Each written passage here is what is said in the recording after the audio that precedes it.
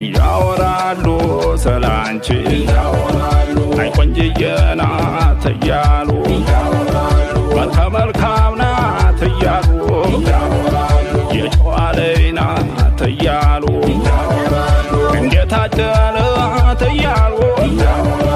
የሷስ የጉድ ነው እያሉ የት ባገኘናት እያሉ አስተዳደግ እያሉ አበቄላትም እያሉ እሱብ ድንቅ ናት እያሉ ጸባየ ሰናይ እያሉ